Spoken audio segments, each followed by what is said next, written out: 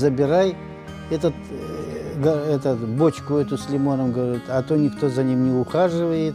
И я забрал в мастерскую, привез, говорю ребятам, вот ухаживайте за этим лимоном. Вот. Но они первое время поливали, ухаживали, а потом начали окурки туда бросать.